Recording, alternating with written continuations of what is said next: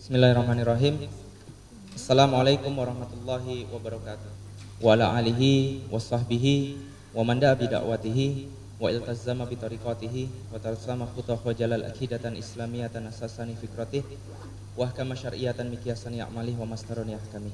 Asyhadu an la ilaha illallah wa asyhadu anna Muhammadan abduhu wa rasuluhu la nabiyya ba'dah. Qala Allah ta'ala fil Qur'anil Karim, a'udzu billahi minasyaitonir rajim. Bismillahirrahmanirrahim. Alam taro kaifa daraballahu mathalan kalimatan thayyibatan kasajaratin thayyibah asluha sabitun wa far'uha fis sama. Al-ayah. Alhamdulillah, segala puja dan puji syukur kehadirat Allah Subhanahu wa taala. Hari ini dengan rahmatnya, karunia berupa waktu dan kesehatannya, kita kemudian bisa berkenalan, bersilaturahim di pengajian wali murid ya. SD Embun Pagi. Iya. SD Embun Pagi Kalimalang. Terima kasih atas waktunya, kesempatannya kepada saya untuk bisa berdakwah di sini, membagikan apa-apa yang mungkin bisa bermanfaat. Mungkin nanti materi yang akan saya sajikan tidak terlalu banyak, kurang lebih 45 menit. Nanti setelah itu kalau masih ada waktu, silahkan ditanyakan. Maka kalau ada yang mau ditanyakan, langsung saja dicatat, keburu lupa nanti pas sesi pertanyaan. Jadi kalau ada yang mau ditanya, dicatat. Boleh terkait dengan materi, boleh di luar itu, insya Allah semuanya akan coba diakomodir. Kalaupun tidak bisa saya jawab, nanti akan saya coba tanyakan kepada orang-orang yang lebih memahami tentang masalah itu. Salawat dan salam kita curahkan pada junjungan besar kita, Nabi Muhammad SAW, manusia terbaik yang pernah berjalan di muka bumi ini, satu-satunya suri tauladan yang layak untuk kemudian kita tiru, sosok yang kemudian bisa menjadi pencerah di dalam kehidupan kita, tuntunan di dalam kehidupan kita, baik itu sebagai seorang ayah, seorang suami, seorang anak, seorang cucu, seorang pemimpin, seorang sahabat. Beliau komplit, semuanya ada di beliau. Maka semoga syafaat beliau tercurah atas seluruh umatnya, sahabatnya, keluarganya, insya Allah termasuk kita hingga akhir zaman nanti. Ibu-ibu yang dirahmati Allah, hari ini kemudian ada suatu materi yang sebetulnya ini lebih tepat bukan pengajian ya, karena saya bukan ahli ilmu, jadi sekedar sharing-sharing tentang Islam. Nama saya Wimar, alhamdulillah sudah 4 bulan ini saya pindah ke Jakarta, makanya mohon maaf tadi agak terlambat karena memang kalau di Jakarta diundang daripada nyasar mendingan saya minta dijemput. Jadi apapun waktunya ya saya pasrah sama yang jemput saya gitu ya. Nah ternyata tadi memang ada sedikit keterlambatan, makanya saya mohon maaf sebelumnya. Hari ini ada sebuah materi yang insya Allah saya bagikan, judulnya adalah dimulai dengan bertanya. Bertanya itu adalah sesuatu hal yang penting ibu-ibu, karena dengan bertanya ibu itu menandakan bahwa ibu-ibu sedang tertarik kepada sesuatu. Ibu-ibu dulu nyekolahin anaknya di sini, itu kira-kira tanya-tanya dulu atau langsung aja masukin ke sini karena lewat, ada sekolah bagus masukin gitu. Kira-kira tanya dulu atau enggak? Tanya, mungkin tanya ke tetangga yang sekolah, anaknya juga sekolah di situ, tanya ke guru-gurunya dan seterusnya, masuk ke sini ke front desk minta kemudian brosurnya dan seterusnya. Bertanya itu menunjukkan bahwa kita tertarik kepada sesuatu, betul? Ibu mau beli jilbab saja, kira-kira nanya dulu apa langsung beli? Tanya dulu kan gitu ya, sis ready stock atau enggak kan gituin ya. Nah, kalau kirim ke sini dapat diskon enggak, free ongkir enggak dan seterusnya, kan nanya dulu kan ya. Nanya itu adalah simbol kita tertarik kepada sesuatu. Maka bertanya itu penting. Dan pertanyaan itu ada berapa? Pertanyaan itu ada banyak. Kalau dulu di sekolah kita diajarin yang namanya 5W 1H. Masih ingat? Apa aja? What? Where? Di mana? Kapan? Why? Kenapa? Who? Siapa? Satu lagi apa? How? Bagaimana? Kan begitu ya? Ngomong-ngomong suara saya jelas sampai ke belakang. Dari 6 pertanyaan ini, apa, siapa, di mana, kenapa, kapan, dan bagaimana? Kira-kira mana yang paling penting?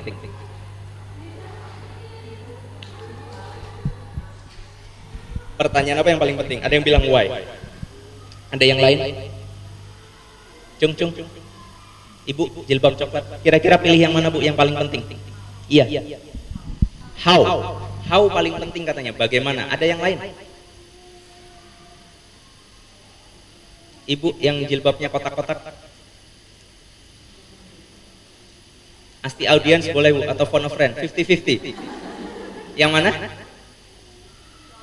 Why? Ada yang lain? Ada yang lain? Yang what? Yang mana? Baik, dari beberapa literatur kemudian didapati bahwa pertanyaan yang paling fundamental dari 6 pertanyaan ini itu adalah yang mana? Yang why. Why itu adalah ibu dari pertanyaan, kurang lebih begitu. Kenapa bisa disebut begitu? Karena ketika why-nya terjawab, maka pertanyaan lain akan terstimulus untuk terjawab. Kita akan termotivasi untuk terjawab. Maka apapun bentuk soalnya, harusnya kita tanyanya dulu kenapa. Kalau kenapanya sudah ada, nanti what, who, where, how, when-nya akan kemudian coba kita cari. Contohnya, ada anak lari-lari. Ya, kalau orang Jakarta kan mungkin bilangnya tong jangan lari-lari ntar jatuh tong kan gitu ya. Kira-kira kalau anak lari-lari dikasih tahu kayak gitu sama bapak ibunya, kira-kira dia mau berhenti berlari atau enggak? Kebanyakan enggak. Dia masih asik berlari. Kenapa dia enggak berhenti berlari? Apakah dia tidak tahu yang namanya berhenti? Tahu enggak yang namanya berhenti? Tahu. Siapa yang disuruh berhenti dia tahu? Tahu. Gimana cara berhenti? Kan nggak mungkin. Gimana caranya Pak? Itu kan nggak mungkin ya. Dia pasti sudah tahu, sudah paham bagaimana cara memberhentikan larinya dia sendiri. Di mana dia harus berhenti? Dia tahu. Ya di situ kan ya. Berhentinya berarti di saat itu juga. Kapan? Di saat itu juga. Tapi gara-gara satu pertanyaan tidak terjawab, anak ini jadi malas buat berhenti. Pertanyaannya apa? Kenapa sih saya harus berhenti? Maka kalau ininya terjawab, yang lainnya ngikut. Kalau ininya nggak terjawab, bisa jadi dia berhenti, tetapi dia tidak kemudian akan diam. Kalau bapaknya pergi, lari-lari lagi. Kan gitu kan ya? Itu yang terjadi. Kenapa? Why-nya ini tidak terjawab. Contoh, ada anak lari-lari, terus kemudian saya bilang, Mas, kalau kamu berhenti, kamu tak kasih coklat. Kira-kira mau dia berhenti? Kenapa dia berhenti? Karena ada reason, ada alasan. Alasannya apa? Coklat. Oh, kalau saya berhenti, saya dikasih coklat. Oke, saya berhenti. Ngerti Ibu maksudnya? Nah, hari ini Islam diajarkan dengan metode yang sangat variatif, sangat banyak. Tapi mohon maaf, jarang sekali yang membahas tentang why. Kita diajarinya langsung what, who, how, where, dan when. Contohnya, kecil-kecil belajar tentang Islam. Apa yang pertama kali kita pelajari? Zaman kecil dulu. Yang kita pelajari apa? Sholat, betul? Kita diajarin wudhu, diajarin sholat. Apa itu sholat? Kira-kira kita tahu? Siapa yang harus sholat? Muslimin. Di mana? Tahu. Tempatnya harus suci dan seterusnya. How? Bagaimana cara sholat? Dari takbiratul ihram sampai salam. Kita tahu semua ya. Kapan harus sholat? Ya sholat 5 kali sehari yang fardu. Kan begitu ya? Kita tahu semua. Cuma gara-gara satu pertanyaan gak kejawab, kita sekarang angot-angotan kalau sholat. Pertanyaan itu adalah, kenapa harus sholat? Ya? Ini sebuah pertanyaan fundamental yang kalau ibu-ibu tidak jawab ini, maka yang lain itu jadi kemudian gak greget gitu. Maka Allah sampaikan tadi di ayat yang saya bawakan di awal, kalau orang mau berislam, itu harus dari fondasinya dulu, dari akidahnya dulu, dari akarnya dulu. Kalau akarnya kuat, kata Allah di surat Ibrahim yang tadi saya sampaikan, asluha sabitun wa far'uha fis sama. Seperti sebuah pohon yang akarnya masuk ke dalam bumi dan batangnya menjulang ke langit. Alias apa Bu? Kokoh, kuat. Gitu. Akidah ini penting. Kenapa? Kalau akidah ini tidak dibangun, nanti keimanan kita di ayat berikutnya itu seperti pohon yang kemudian sangat rapuh, mudah dicabut dari akar-akarnya. Ibu pasti sudah pernah dengar cerita tentang Nabi Ibrahim kan ya? Di depan disediakan api oleh Raja siapa? Raja Namrud. Di depan disediakan api oleh Raja Namrud. Kira-kira Nabi Ibrahim berapa persen dari 1 sampai 100% keyakinan dia kalau masuk api itu mati? 100% kan ya? Kenapa? Karena api itu panas, apinya besar lagi. Kalau saya masuk ke situ, saya pasti mati. Tapi kenapa mau masuk ke dalam situ? Karena Allah sudah perintahkan untuk masuk ke dalamnya. Pertanyaannya, kalau orang tidak punya iman, kira-kira mau masuk ke dalam api? Kenapa Nabi Ibrahim mau masuk ke dalam api? Karena keimanan Nabi Ibrahim terhadap api itu panas, kalah terhadap keimanan bahwa Allah akan menyelamatkan dia. Itulah yang disebut dengan akidah, keyakinan. Kata Allah yang baik itu asluha sabitun wa far'uha fis sama. Bilal bin Rabah. Kira-kira namanya panas di tanah Arab itu gimana Bu? Luar biasa kan ya. Ibu kalau umroh nggak pakai kacamata hitam saja, itu kalau dari hotel keluar itu rasanya kayak apa? Kayak kena blitz, bener nggak? matanya kayak jadi buta setengah gitu karena terangnya minta ampun, panasnya sampai kayak menggigit kulit kan begitu ya di tanah Arab begitu. Ibu coba bayangkan, disuruh bertelanjang dada, disuruh kemudian tidur di atas pasir yang sangat panas, ditimpa batu sebesar dirinya dia. Kemudian cuma satu syarat saja kalau batu itu mau diangkat, apa? Masuk Islam.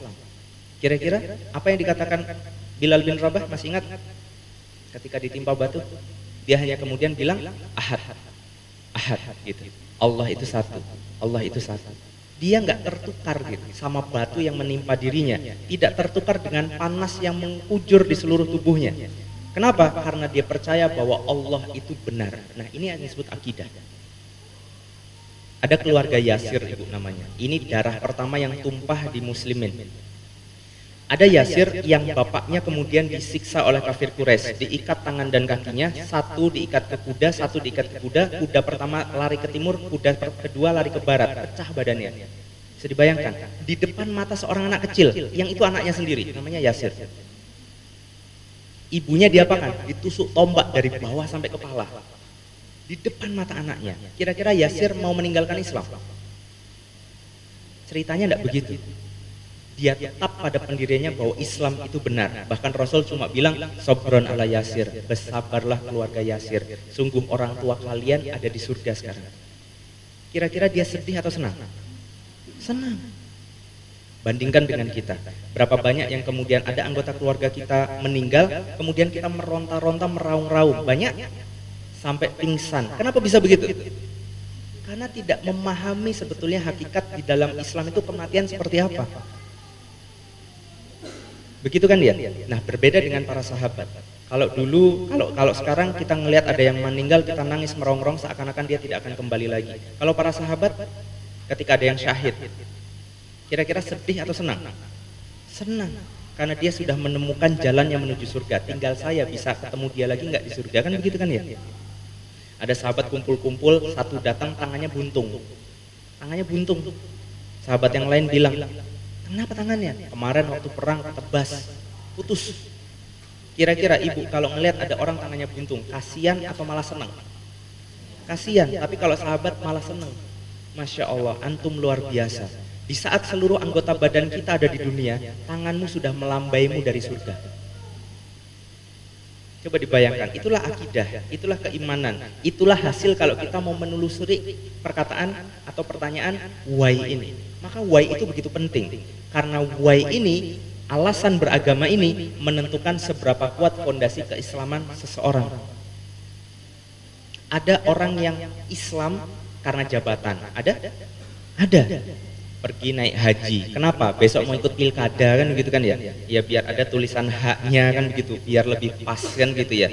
Ada orang pakai peci, pakai kerudung. Kenapa? Ya mau pilkada itu atau mau jadi anggota dewan misalkan, pakai kerudung, foto dengan anak-anak yatim piatu misalnya seperti itu terjadi. Apakah itu yang keislaman yang benar? Alasan dia yang tepat? Bukan. Kenapa? Kalau sudah nanti jadi pejabat, kira-kira selesai kerudungnya? Selesai anak yatim piatunya? Selesai. Ada orang yang beralasan masuk Islam karena misalnya dia masuk Islam atau dia kemudian rajin sholat misalkan karena lingkungan pekerjaannya itu mewajibkan dia sholat. Kira-kira benar nggak alasannya sholat itu benar nggak? Enggak, karena dia sholat bukan lillahi ta'ala tapi sholat karena lingkungannya. Ada orang yang kemudian sedekah karena ingin kaya.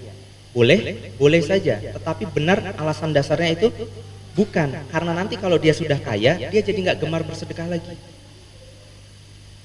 Misalnya contohnya, ada orang yang masuk Islam karena mimpi. Banyak.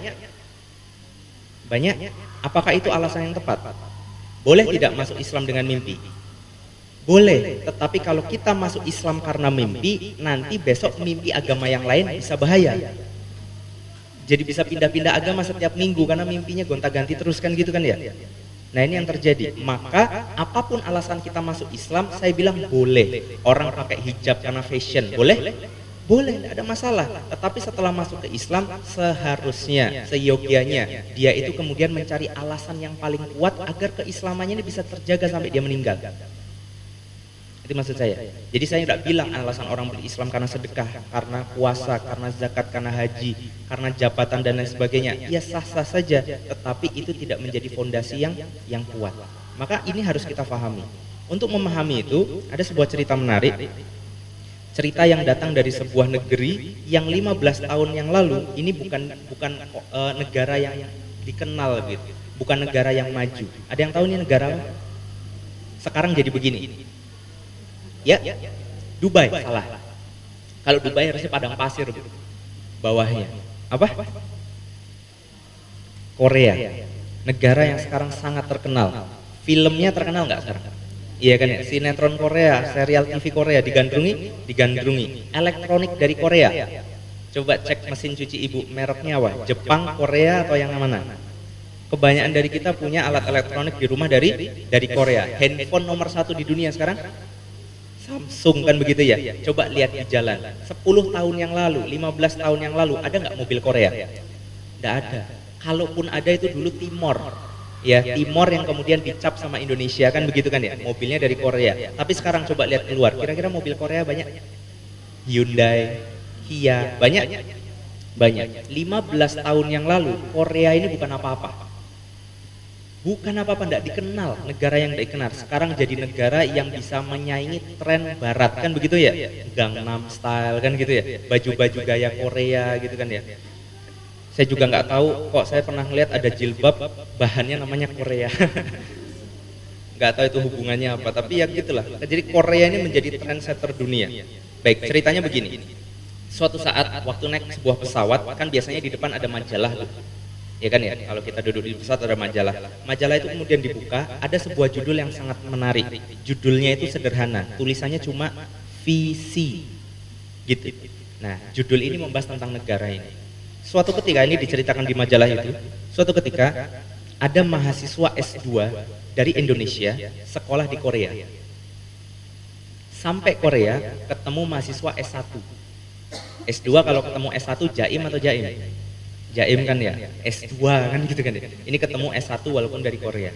Cuma menariknya setelah mereka ngobrol-ngobrol dan berbincang-bincang, ada satu pertanyaan mahasiswa Korea ini yang sempat bikin shock orang Indonesia ini. Kira-kira apa pertanyaannya? Pertanyaan yang bahkan gak pernah terpikirkan sama dia sepanjang hidupnya dia. Mungkin kalau saya tanya ke ibu, ibu juga bengong jawabnya. Pertanyaannya sederhana, pertanyaan sangat mendasar, tetapi kita gak bisa jawab. Sekali lagi, pertanyaannya sederhana, sangat mendasar, tapi ketika ditanyain kita nggak bisa jawab. Bahkan kita sedikit malu karena kita nggak bisa jawab. Pertanyaannya apa? Ada yang bisa tebak? Ada hadiahnya kayaknya ya? Oh ya, ada hadiahnya. Ada yang bisa tebak? Apa yang ditanyakan mahasiswa Korea? Yang pernah ikut fest jangan nebak ya. Udah tahu. Ada? Pertanyaannya begini, Bu. Mas, kapan Indonesia, ini pertanyaannya nih, kapan Indonesia jadi negara nomor 1 dunia? Simpel kan pertanyaannya? Wajar tidak kalau sebuah negara ingin menjadi nomor 1? Wajar. Tapi coba saya tanya sama ibu-ibu, Bu, kapan Indonesia jadi negara nomor 1 dunia? Ayo, Cung jawab. Ada yang jawab? Kapan Indonesia jadi negara nomor 1 dunia? Ya Mas, makan aja susah kan ya, kerja aja nyarinya luar biasa kan gitu ya, makan Senin Kemis, utang kita nggak lunas-lunas, utang negara nggak lunas, utang saya sendiri juga nggak lunas-lunas kan ya, kok mikirin jadi nomor 1? Ini yang dirasain sama mahasiswa dari Indonesia itu. Wah gila, pertanyaannya tuh gampang sih sebenarnya, jawabnya itu loh, kok iya ya saya nggak pernah. Maka karena malu, karena kemudian merasa setengah tersinggung, dan karena malu tidak bisa jawab, akhirnya mahasiswa Indonesia ini berdalih, nyari alasan buat bisa keluar dari cengkeraman pertanyaan itu. Dengan cara apa? Dengan tanya balik. Biasanya kan begitu kan ya, orang itu kalau malu nggak bisa jawab, terus dia tanya balik kan gitu ya. Emang kamu tahu Korea kapan jadi nomor 1 gitu kurang lebih. Jadi ditanyakan ya, kapan Indonesia jadi negara nomor 1 dunia? Emang kamu tahu Korea bakal jadi nomor 1 kapan? Di tahun 2000 orang ini dengan lantang menjawab 2015.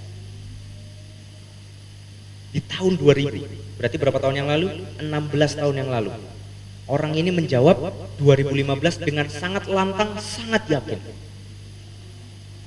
Tuh, kaget kan? Orang Indonesia ini kaget. Kok bisa ya dijawab seyakin itu? Kok kamu bisa ya seyakin itu? Iya, karena kita sudah punya program kerja sampai 2015. Luar biasa.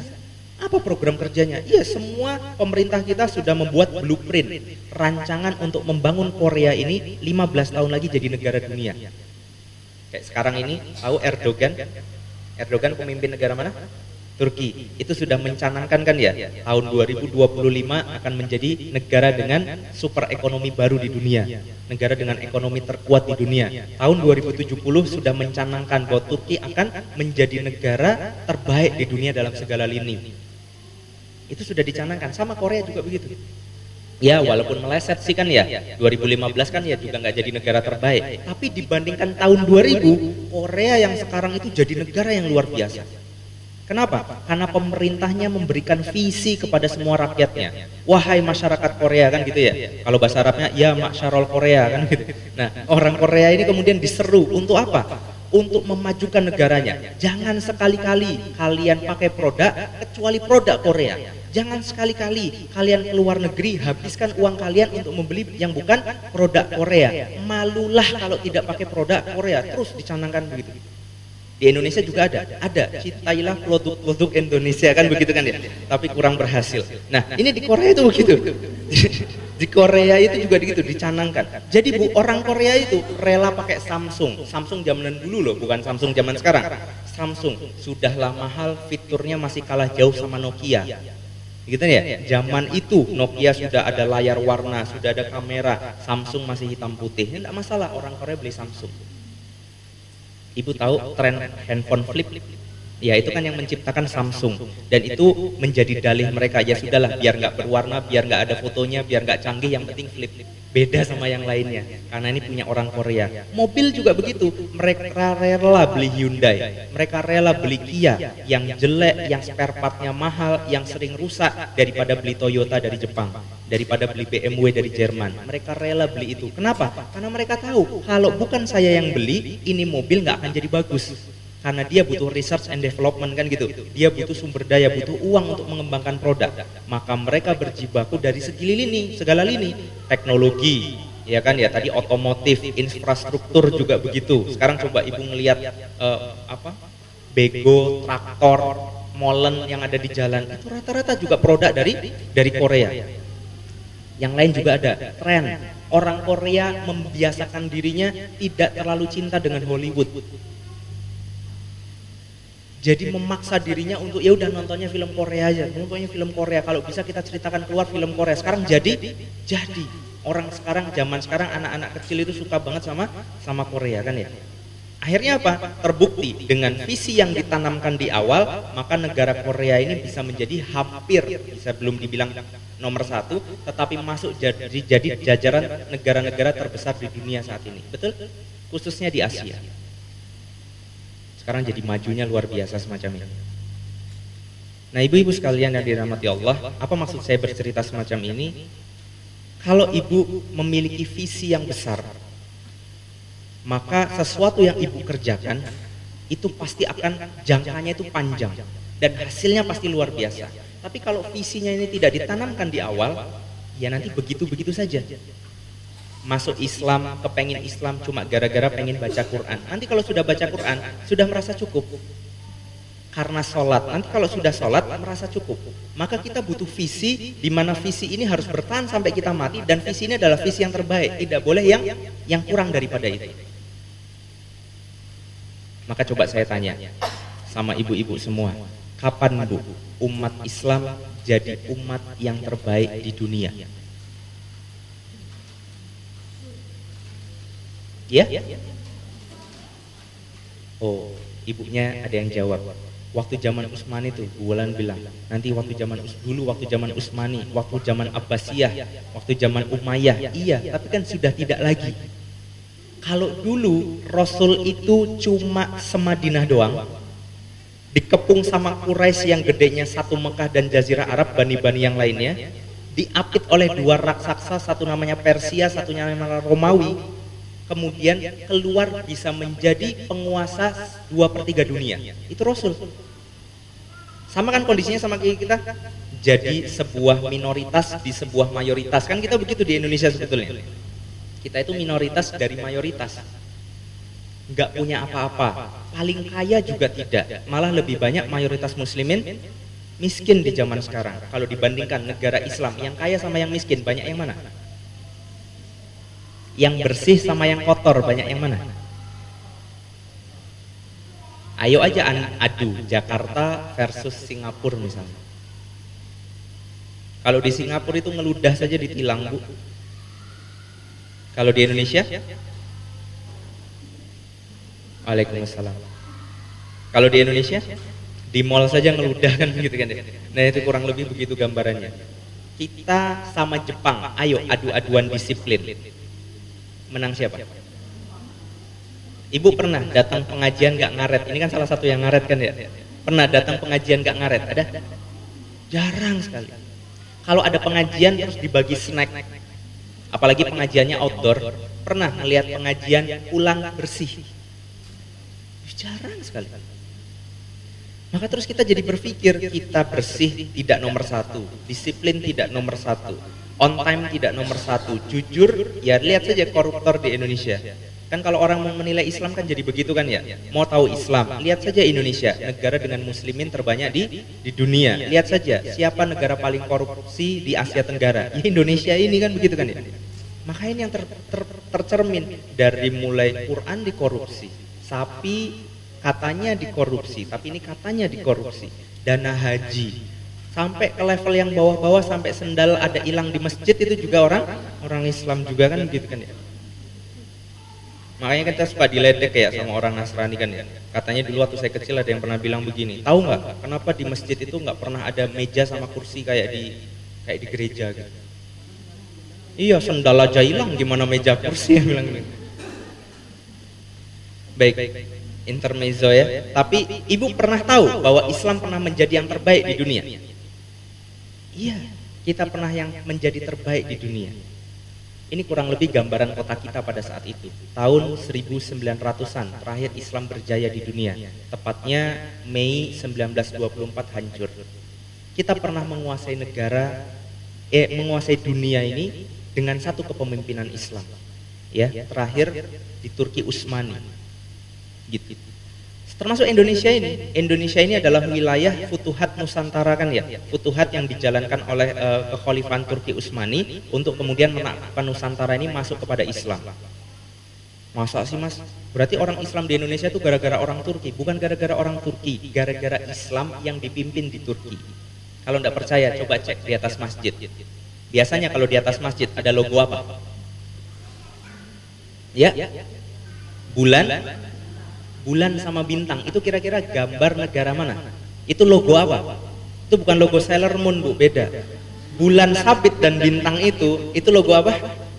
Logo negara Turki. Coba kalau ibu lihat sekarang negara Turki, benderanya warnanya apa? Merah kan ya? Tengahnya ada logo warna putih, gambarnya bulan sabit dan bintang. Itu adalah rekam sejarah yang tidak pernah bisa dihilangkan, membuktikan bahwa Nusantara ini terkait dengan kekhilafahan Turki Utsmani. Maka Allah sampaikan di dalam Al-Quran. Oh, kaget ya.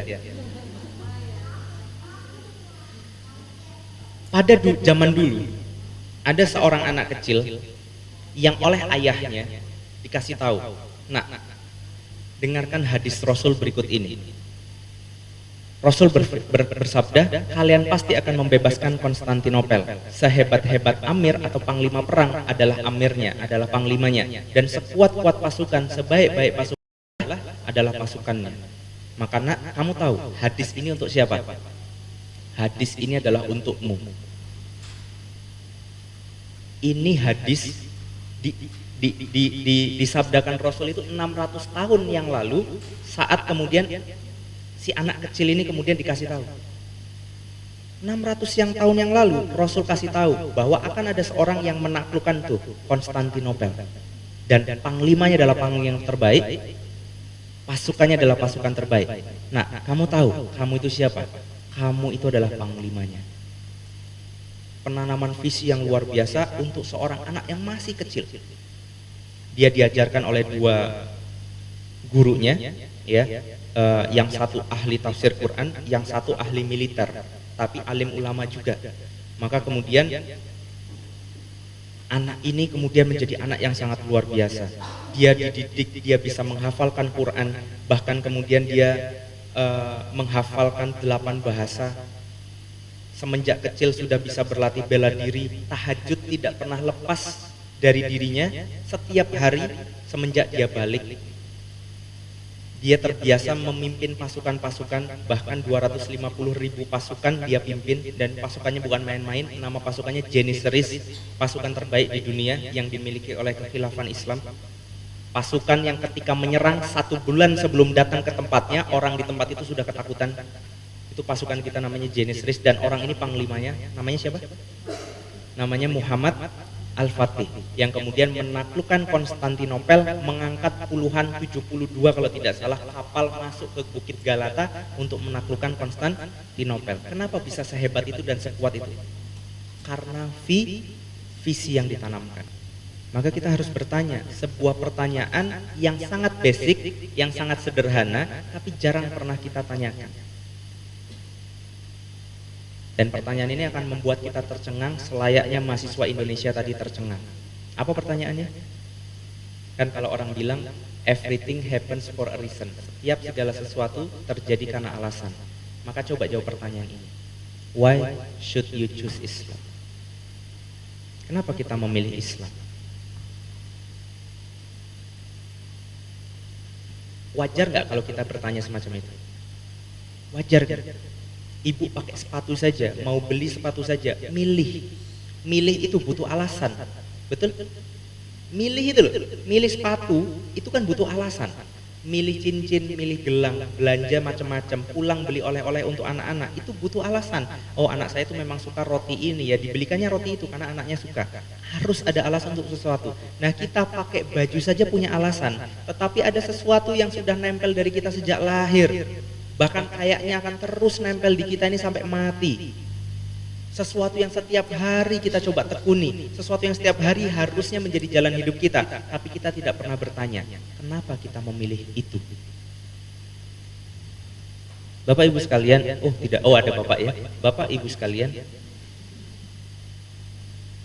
saya tidak kemudian menyalahkan bagi siapapun yang terlahir Islam, karena itu juga termasuk daripada saya.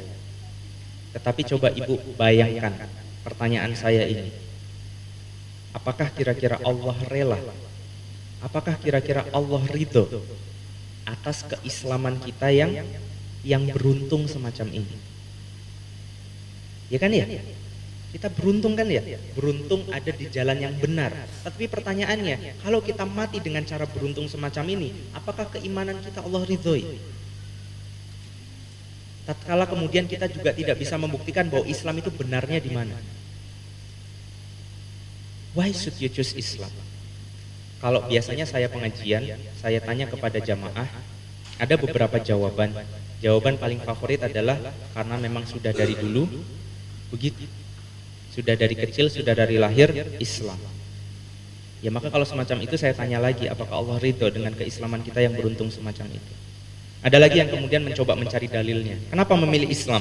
Oh iya, karena Islam itu adalah satu-satunya agama yang diridhoi oleh Allah. Inna dina indallahil Islam, gitu ya. Itu ada di mana? Oh, ada di Al-Quran. Kenapa percaya sama Al-Quran? Karena Al-Quran ini firman Allah. Loh, kenapa percaya sama Allah? Ya karena Allah itu Tuhan. Kata siapa? Ya kata Al-Quran. Kenapa percaya sama Al-Quran? Karena firman Allah. Kenapa percaya sama Allah?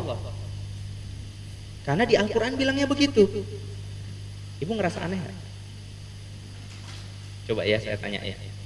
Misalnya ada Bu Bulan tanya sama Mbak Dela, Mbak Dela, Mas Bimar itu orangnya jujur apa enggak sih? Oh, Mas Bimar itu orangnya jujur. Kata siapa Mas Bimar jujur? Ya kata Mas Bimar sendiri. Loh kok mau-maunya percaya sama Mas Bimar? Lah Mas Bimar kan jujur. Loh tahu dari mana jujur? Ya kata dia sendiri. Gimana? Puas? Ibu paling suka kecap merek apa? Oh, saya paling suka kecap merek Bango. Oh, enak ya Bu? Iya, enak luar biasa. Pernah nyoba kecap lain? Ya enggak tahu juga. Duh, ibu nggak pernah nyoba kecap lain? Enggak. Kenapa? Ya pokoknya ini paling enak. Kok tahu paling enak? Ya dari kecil saya dikasih taunya pokoknya ini paling enak. Loh, kenapa nggak nyicip yang lain? Oh, nggak boleh. Kita nggak boleh nyicipin yang lain. Udah pokoknya percaya saja ini paling enak. Maka kalau yang semacam ini saya tidak bilang salah, tetapi tidak akan mencapai level yang tadi Allah sampaikan, asluha sabitun wa far'uha fis-sama. Maka ayo sama-sama hari ini episodenya adalah episode saya untuk ya sedikit memacu jamaah sekalian untuk menyadarkan bahwa ternyata ada hal yang sangat dasar yang jarang kita bahas, yaitu tentang akidah. Yang bahkan akidah ini Rasul ajarkan selama berapa tahun, Bu? 13 tahun. Kan fase Mekah itu ngajarinya tentang akidah saja kan ya? 13 tahun. Tetapi ini luput. Yang kita bahas itu fase Madinah terus. Fase Madinah itu apa ya? Bagaimana sholat kita, bagaimana bacaan Quran kita, bagaimana zakat kita dan seterusnya, itu kan fase Madinah. Turun syariat banyak di sana. Nah, tapi fase Mekah yang sebetulnya lebih lama ini, yang 13 tahun ini, yang membahas tentang fondasi Islam, kadang kemudian kita tidak hiraukan. Maka itu yang bisa saya sampaikan dulu di awal. Nanti setelah ini mungkin ada sedikit tambahan lagi. Tapi sebelum itu waktu saya persilahkan kalau ada yang mau bertanya. Ada? Silahkan, Bu. Ada yang mau bertanya? Silahkan.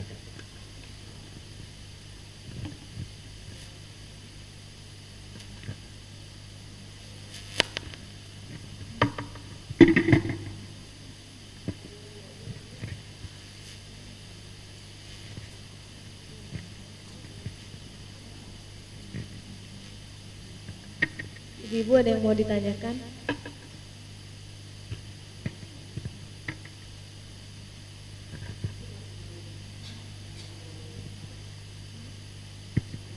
Silakan.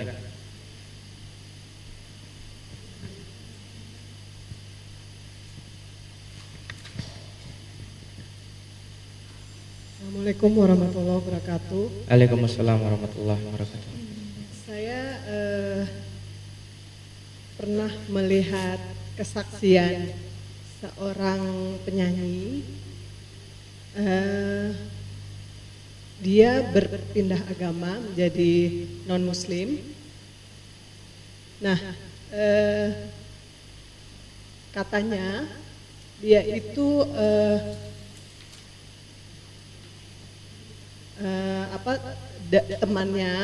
temannya non-muslim ketinggalan kitab Injilnya, lalu dia baca dan seperti dibisikkan bahwa ini loh yang benar gitu. Nah, terus dia akhirnya bertahajud. Setelah tahajud dia tambah yakin kalau memang itu ada.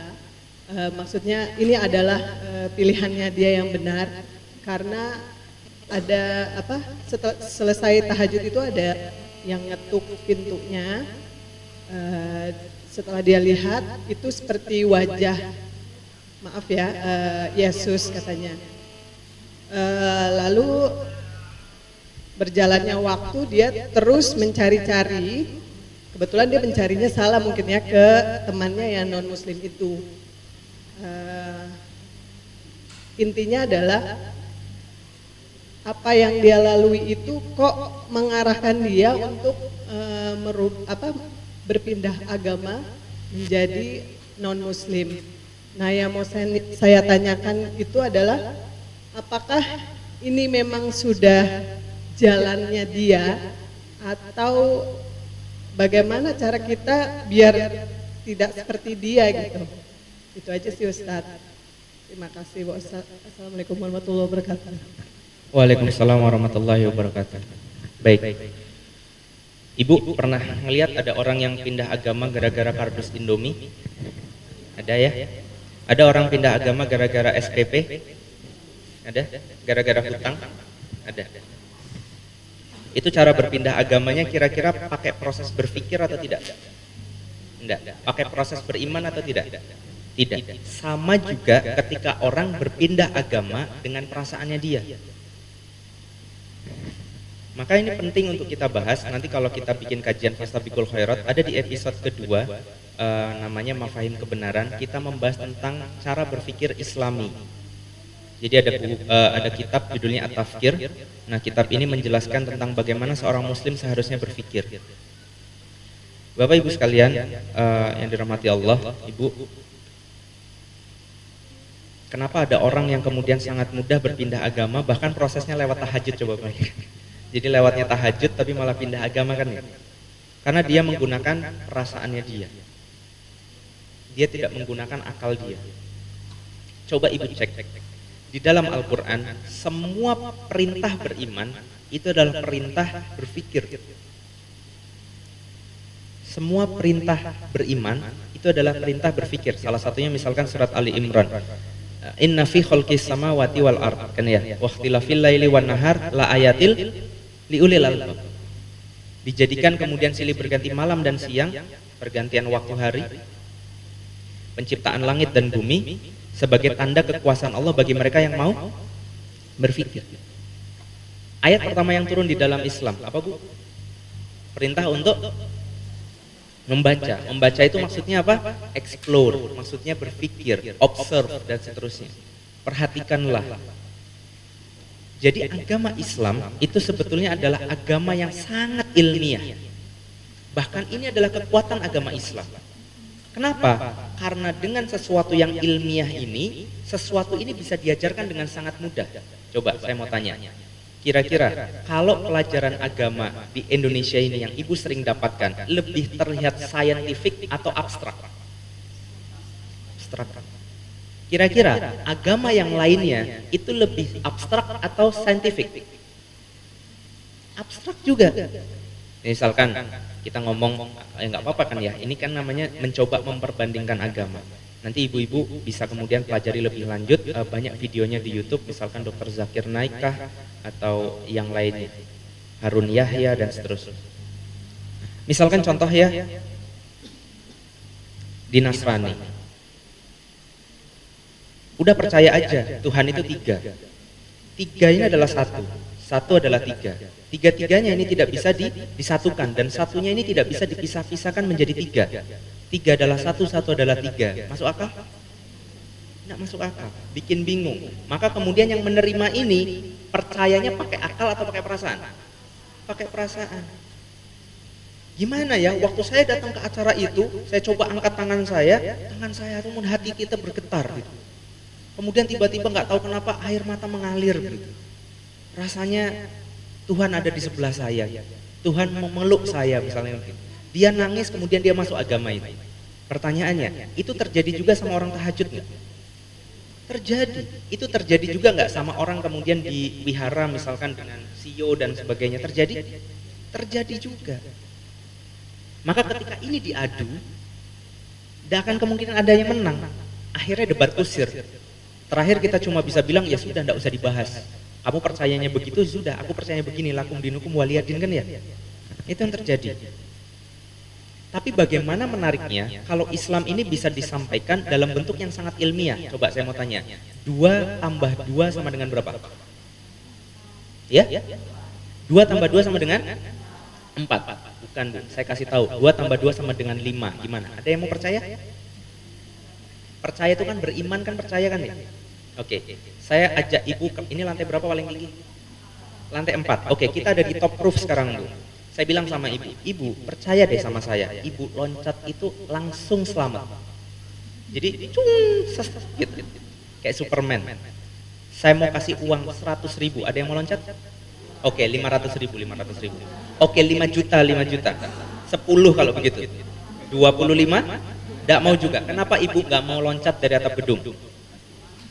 Karena ibu tahu, loncat dari lantai 4 itu minimal patah tulang, iya kan ya? Itu sudah paling bagus itu. Itu namanya ibu beriman, ya dalam arti ini iman itu maksudnya percaya bahwa ketinggian gravitasi itu nggak peduli ustadz atau preman, sama-sama KO itu. Ngerti maksudnya? Itu adalah keyakinan yang mendasar. Makanya Allah sampaikan tadi apa? Perumpamaan kalimat yang baik atau tauhid yang baik itu seperti pohon yang baik, kasajarotin thayyibah, asluha sabitun wa far'uha fis sama. Oke. Ibu, saya nyalain kompor, ceklek.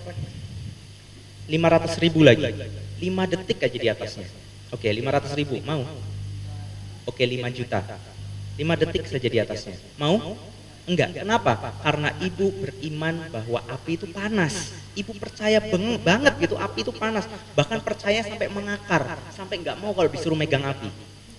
Kira-kira anak kita yang baru lahir, yang masih kecil, yang belum tahu api, kira-kira berani nggak megang api? Kenapa dia berani? Karena dia belum percaya.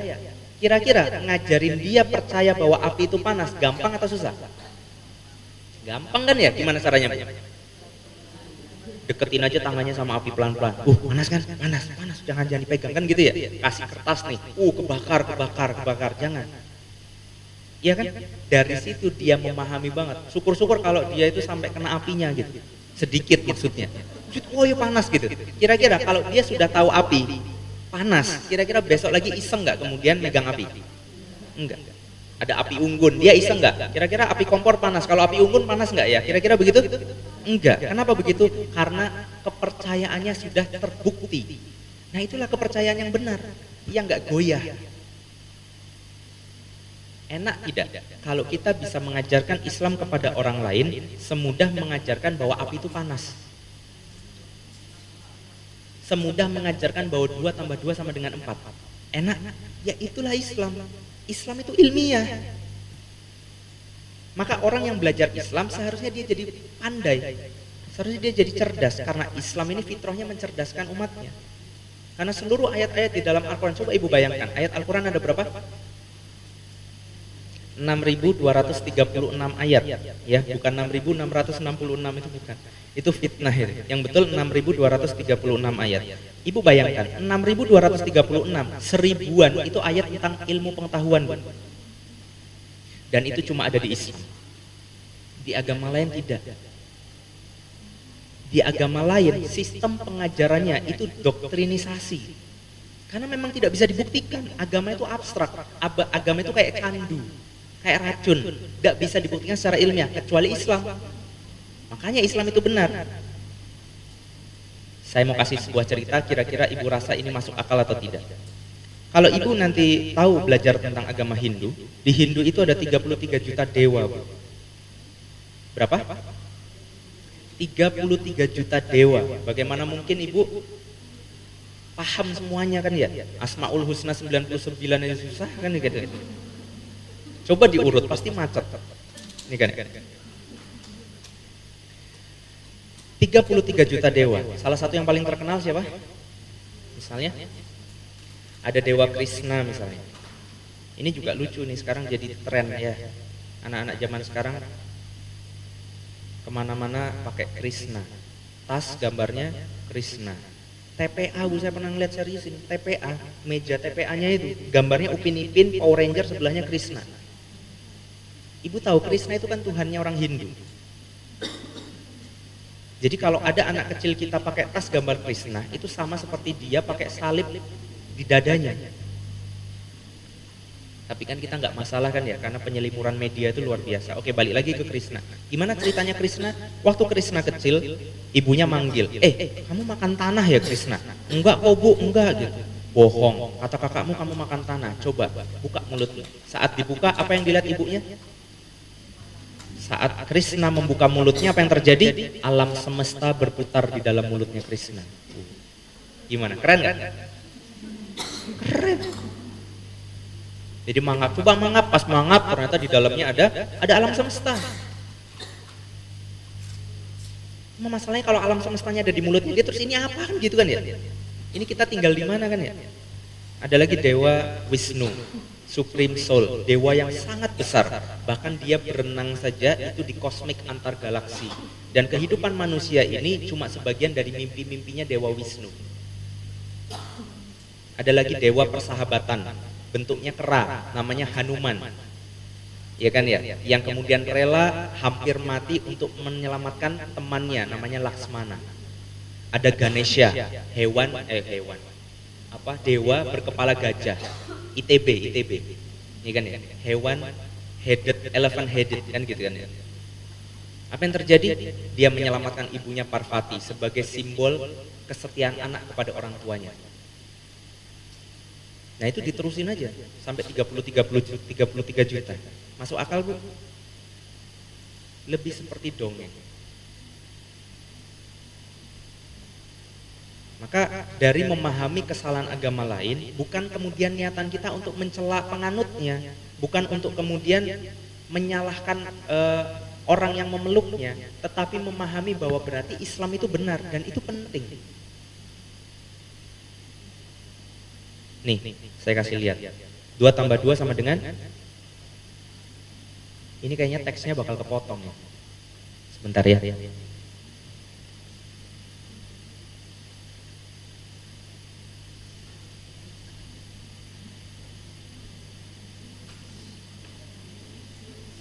Dua tambah 2 sama dengan?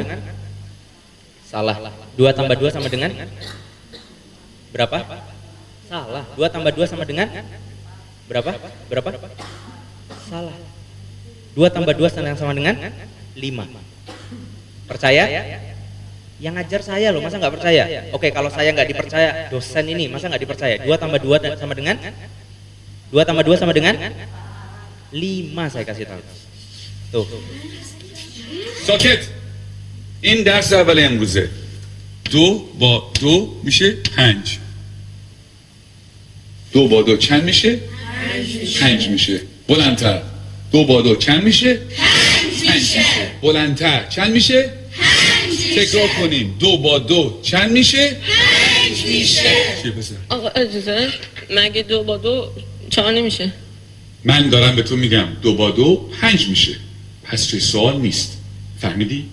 آقا فقط فکر کردیم که فکر نکن. نمیخواد فکر کنی. 2 با 2 5 میشه. حالا بشین حرف نزن. دفتراتون رو باز کنین و بنویسین. 2 Suruh dicatat. به علاوه 2 2 tambah 2 ada yang protes lagi. دو میشه 4 وقتی همه چی 4 Tuh, میشه kan 4 Pak. چطوری ممکنه این دفعه 5 بشه اصلا کی بوده چیز حرف زدن داد؟ به چه حقی مرزی سوال میبری؟ آقا فقط میخواستم بگم 2 با 2 5 میشه. تکرار کن. ولی آقا روی تخته تکرار کن. 2 برابر 2 رو به تخته. 4 همه تو میدونین که 4 میشه تخته رو نگاه تو کن. هم که میدونین 4 میشه چرا چیزی نمیگی سکوت.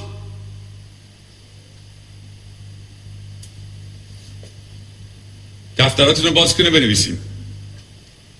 2 به علاوه 2 مساوی 5. همینطور که می‌نویسین تکرار کنین. 2 با 2 چند میشه؟ 5 میشه. چند میشه؟ Coba lihat. بلندتر. چند میشه؟ 5 میشه. بلندتر. چند میشه؟ 5 میشه. بلندتر. چند میشه؟ 5 میشه. چند میشه؟ 5. بلندتر. چند میشه؟ Diganti lagi sama 4. Kenapa? Gak enak rasanya. Yang gimana orang bisa sudah terbukti 2 tambah 2 sama dengan 4. Saya 1, dia 2, dia 1, dia 2. Dijumlah 4. Bagaimana mungkin jadi 5? Maka mau dipaksa, mau dimarahin, mau dibentak, kira-kira berubah nggak? Dosennya, gurunya ambil pistol. 2 tambah 2 sama dengan berapa? Kira-kira jawab 4 atau 5? Kita mungkin bilang 5. Karena apa? Karena ada pistol. Tapi pertanyaan sederhana, kita ngomong 5 itu berbohong atau berubah keyakinan? Berbohong.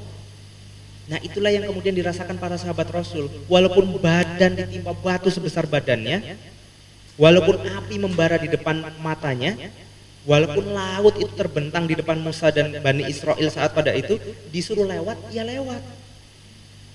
Itulah keimanan. Kenapa? Karena bisa membuktikan bahwa Allah itu Tuhan, Al-Quran ini adalah firman Allah, dan Nabi Muhammad adalah utusannya. Ini yang menjadi dasar akidah kita yang kuat, dan seharusnya orang Islam belajar tentang ini. Ini menarik, saya dapat di YouTube video yang ini, dan ada satu yang lain mengupload video yang sama persis, tapi dari orang misionaris atau mungkin dari orang-orang gereja. Jadi ada channel di YouTube namanya Kristen. Channelnya punya 1000 pelanggan. Upload video ini juga sama persis video yang tadi ibu baru tonton, tapi tulisannya apa? 2 tambah 2 sama dengan 5. Jika Anda menggunakan akal Anda, maka Anda akan mati. Renungan buat umat Kristen. Ngerti maksud saya? Artinya dengan kalimat ini sendiri mereka memahami bahwa agamanya mereka itu nggak masuk akal, maka jangan pakai akal. Kalau begitu pertanyaan saya sederhana, kenapa Tuhan ciptain saya pakai akal? Mendingan kayak kucing. Kucing kan nggak berakal, nurut, atau dibikin saja seperti malaikat, nggak punya nafsu sama sekali, jadi nggak bisa memberontak. Kenapa Tuhan menciptakan kita pakai akal? Kalau kemudian akal ini malah tidak bisa menemukan kebenaran, lah terus mau pakai apa lagi? Wong manusia itu bedanya sama binatang, yo akal ini. Tapi kalau di agama lain, jangan kamu pakai akal, jangan kamu banyak tanya. Kalau semakin banyak tanya berarti kamu nggak beriman, berarti kamu merasa bahwa imanmu itu kurang dan seterusnya. Inilah yang disebut dengan doktrinisme. Tapi kalau di Islam, saya mau kasih tahu sama ibu, Islam adalah ajaran yang bisa menjawab seluruh pertanyaan. Maka bertanya itu boleh dan silahkan bertanya. Kita diskusikan dengan fair, maka hasil yang objektif ini akan kita tentukan sebagai dasar keimanan kita. Karena Islam terbukti masuk akal. Maka Dr. Zakir Naik kan baru-baru kemarin kan mengirim surat ke Inggris kan ya, untuk kemudian mengundang pausnya di sana. Ya, lewat Inggris kemudian ke Italia dan seterusnya untuk kemudian mengundang pausnya, tapi tidak berani. Karena dulu sudah pernah gagal satu kali lawan gurunya Dr. Zakir Naik. Siapa? Ahmad Didat kan ya. Kalah telak.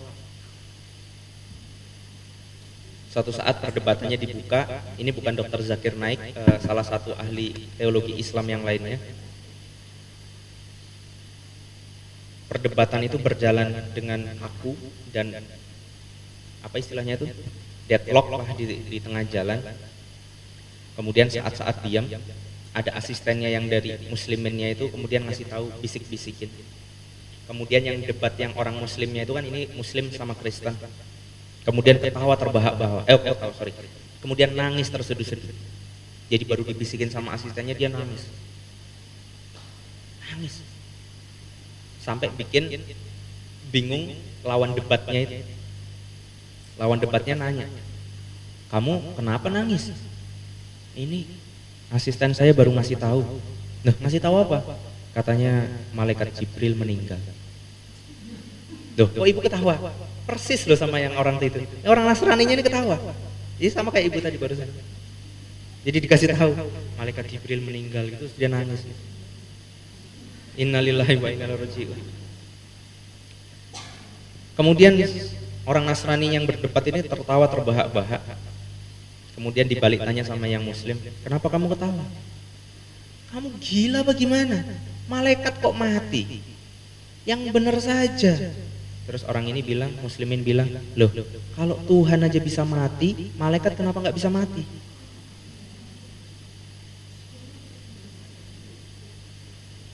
Ibu ngerti? Dia paham bahwa dia itu tertawa karena akalnya dia. Tetapi saat beragama akalnya nggak mau dipakai. Nah, apakah kita akan berislam dengan cara itu? Maka mulai dari saat ini bertanyalah. Karena bertanya itu wajib untuk kita bisa tahu sampai seakar-akarnya. Karena ini bukan permasalahan remeh loh, Bu. Ini ya Bu, saya mau kasih tahu, kalau sampai Islam salah, ibu tuh di neraka selama-lamanya loh urusannya. Kan ini harus dibuktikan secara pasti. Betul tidak? Kalau ibu mau beli rumah saja kan mikir kan ya, keamanannya bagaimana. Kemarin baru kecurian. Iya kan?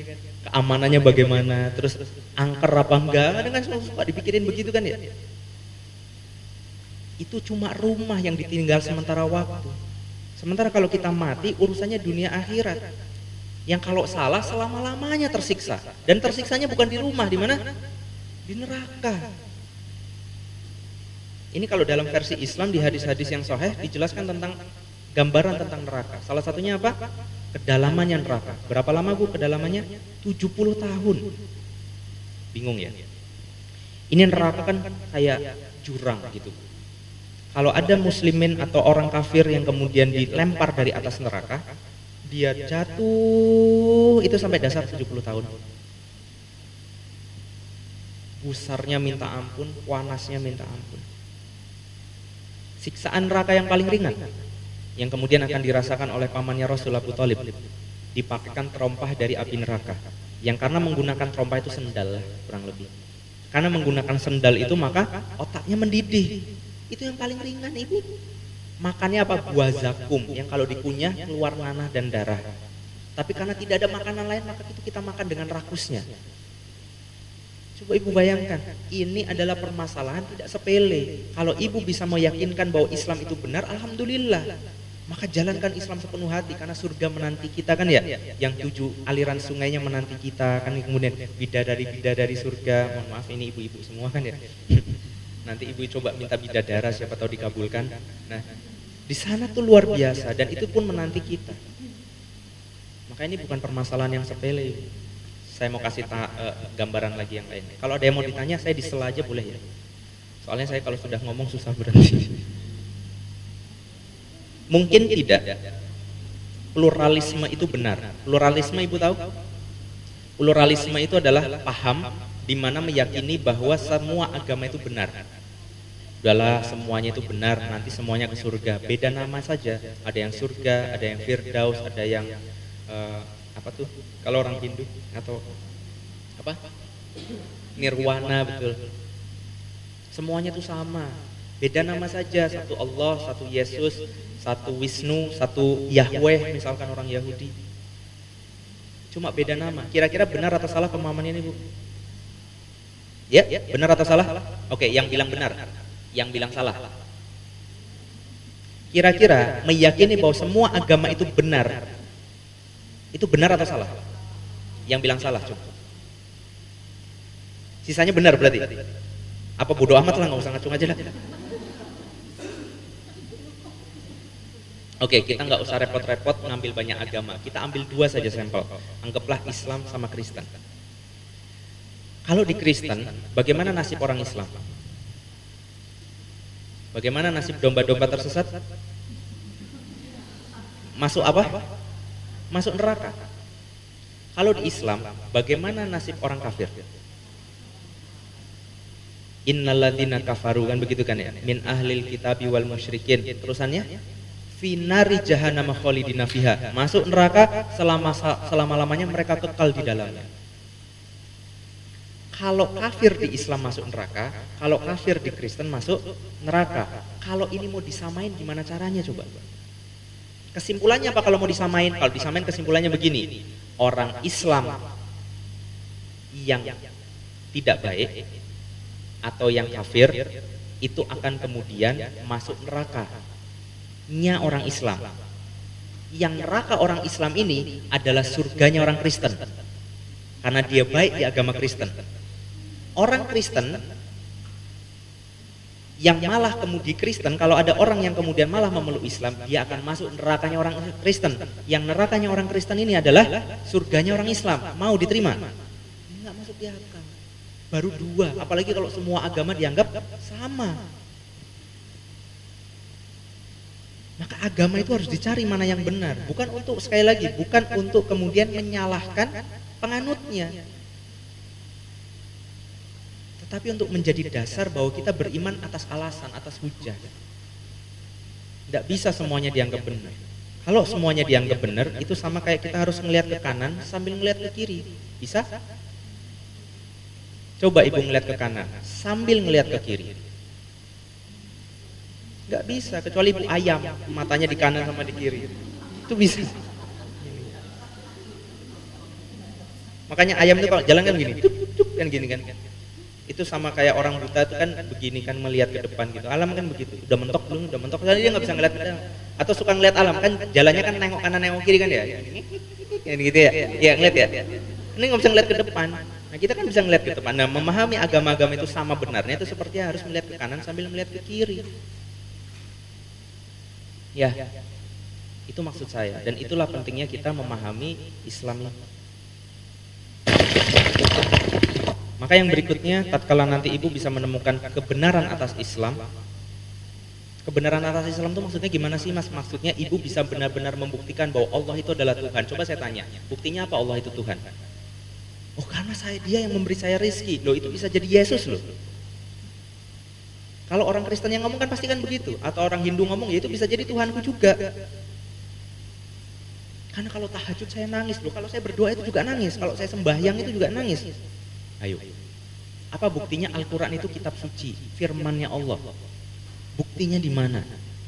Ini 1400 tahun yang lalu loh Bu turunnya. Buktinya di mana Al-Quran ini terjaga, tidak pernah berubah? Ibu pernah tahu dulu pernah di TPI masih ada kuis namanya telekomunikata, Bu, masih tahu, Bu? Jadi yang di depan ngomong sama orang kedua, nanti orang kedua ngomong orang ketiga, nanti sampai orang kelima ngomongannya bisa beda jauh sama yang pertama, tahu ya? Coba Ibu bayangin, mainan telekomunikata saja 5 orang, apa yang diomongin di depan ke belakangnya bisa berubah jauh. Apalagi sesuatu yang turun 1400 tahun yang lalu, ini gimana buktiinnya? Atau jangan-jangan Tuhan itu tidak ada. Ini keyakinannya orang ateis. Banyak yang kemudian menegur saya, Mas, bukannya bertanya hal seperti itu tidak boleh. Kalau tidak boleh tunjukkan saya ayatnya. Ya, boleh dipotong.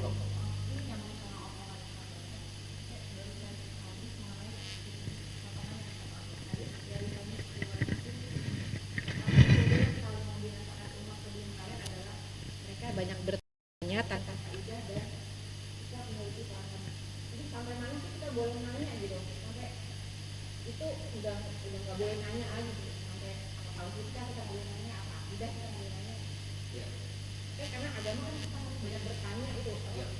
Mencari tahu gitu. Ya.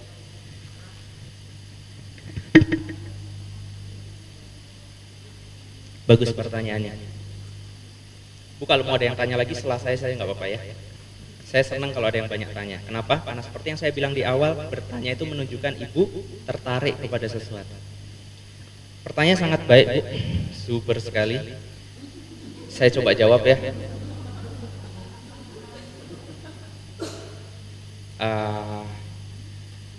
Sampai batas mana kita harus bertanya? Baik. Allah, Ibu tahu film Joshua Joshua nggak? Oke. Kalau nggak tahu saya kasih tahu. Joshua Joshua itu adalah film di mana ada seorang anak hilang di bandara. Untungnya si bayi ini dikasih kalung sama bapaknya. Kalungnya tulisannya J.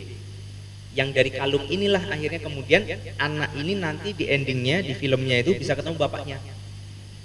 Dah, ceritanya begitu ceritanya. Allah menciptakan kita itu kurang lebih analoginya mirip film itu. Allah menurunkan Adam ke dunia, itu menitipkan sesuatu yang dengan sesuatu ini Adam dan seluruh keturunannya itu bisa mengetahui bahwa Allah itulah Tuhannya dan bisa kembali lagi ke Dia.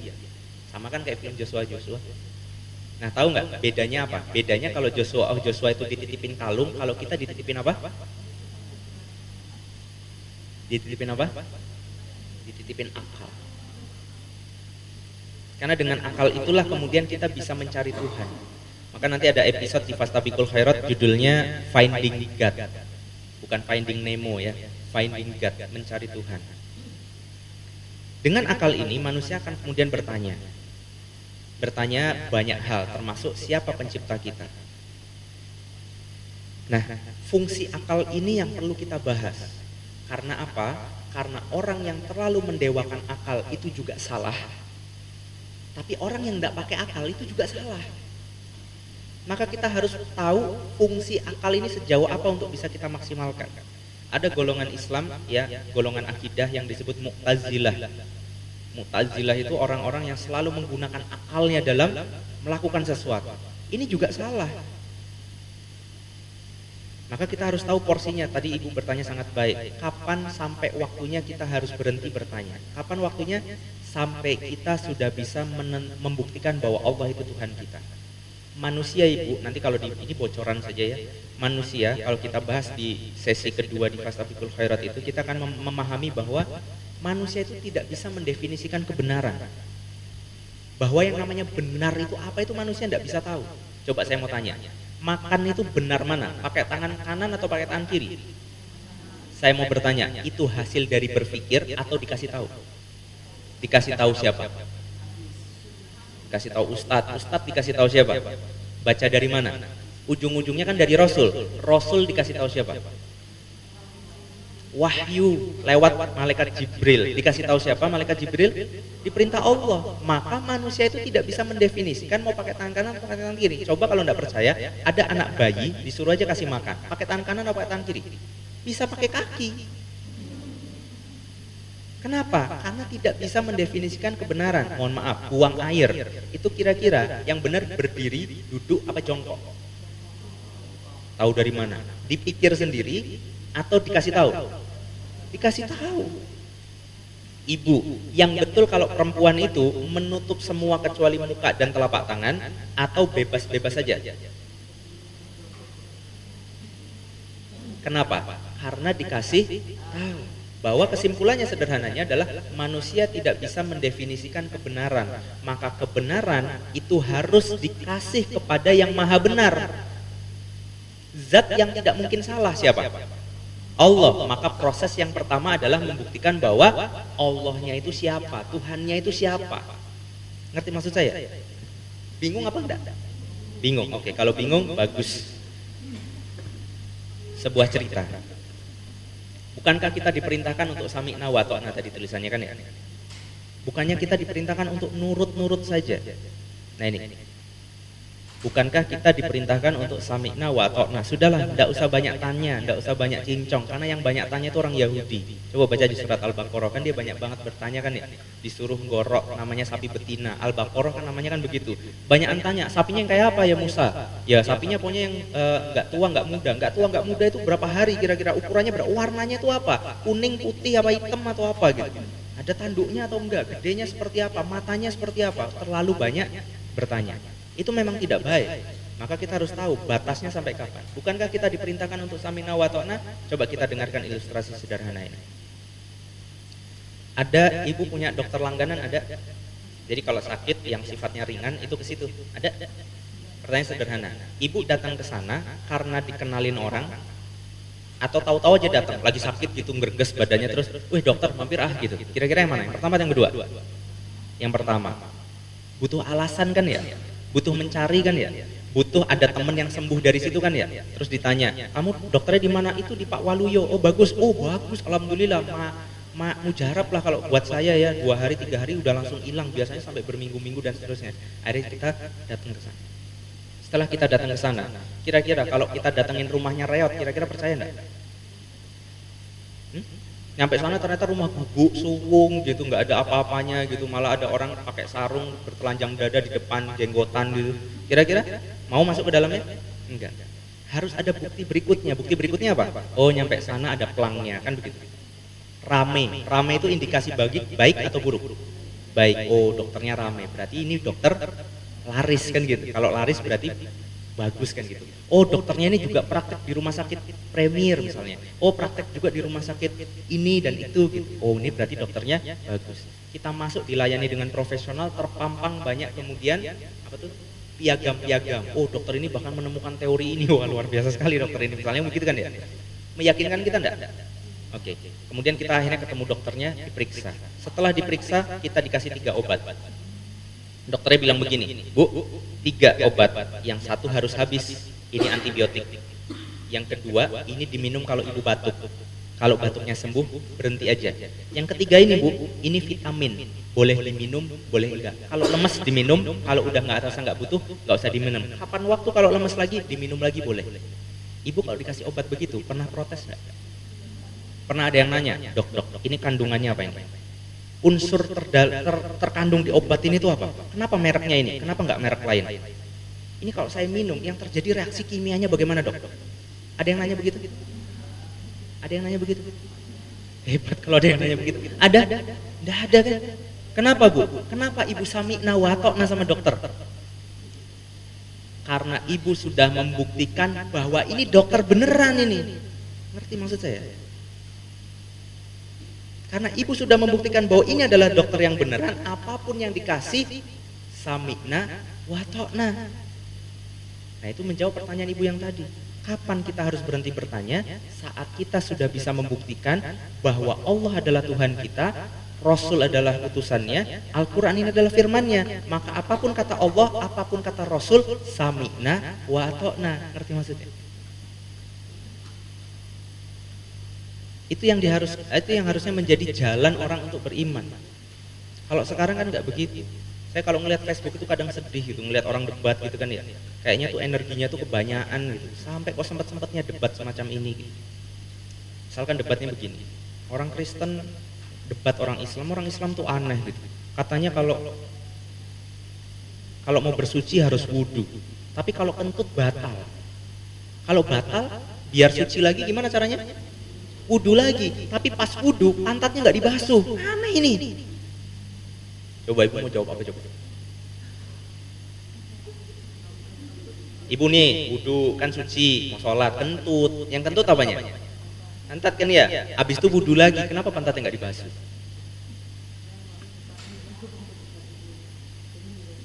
Nah yang seperti ini tuh diperdebatkan terus sama orang-orang itu. Hal-hal remeh tameh semacam ini, sementara tidak pernah diperdebatkan hal yang paling utama, yaitu apa? Emang Yesus itu Tuhan? Emang Allah itu Tuhan? Tahu dari mana? Buktinya apa? Apa fakta validnya? Biar kita percaya. Nah kalau sudah bisa membuktikan bahwa Allah itu adalah Tuhan, mau Allah bilang A berarti A itu benar, mau bilang Z berarti Z itu benar. Nanti maksud saya, kalau sekarang ini kan kebolak-balik ya. Tatkala kemudian Allah berfirman di dalam Al-Quran tentang riba misalnya, betapa bahayanya riba, bahkan dosa riba seperti zina kepada ibu kandung sendiri. Ini kan riba itu bahaya. Bagaimana tanggapan muslimin? Semua menerima atau menolak? Ya itu kan tafsirmu, itu kan bukan menurut apa yang saya pelajari. Kalau menurut saya pelajari riba itu boleh, asal ribanya sedikit, asal begini, asal begitu. Ini kan sudah ada bank syariah ini kan sudah ada ini gitu. Kalau asuransi itu boleh, pegadaian itu boleh, MLM itu boleh dan seterusnya misalnya ya. Sudah dikasih tahu riba itu haram. Tapi kita nggak sami'na wa ata'na. Kita berdalih. Kenapa bisa begitu? Karena kita tidak bisa membuktikan ini memang benar firman Allah atau tidak. Akhirnya ribut sendiri. Sudah dikasih tahu tentang menutup aurat misalnya. Menutup aurat itu wajib, tapi kita berdalih misalnya. Begini dan begitu, itu kan tidak wajib dan seterusnya. Padahal ini datang dari Allah. Kenapa bisa semacam itu? Karena ada satu proses yang ibu lupa untuk ibu jalani, yaitu apa? Membuktikan bahwa ini adalah perintah Allah dan Allah ini kita buktikan adalah Tuhan kita. Menjawab nggak kira-kira? Jawaban saya tadi menjawab. Sampai kapan kita harus berhenti bertanya? Masih bingung?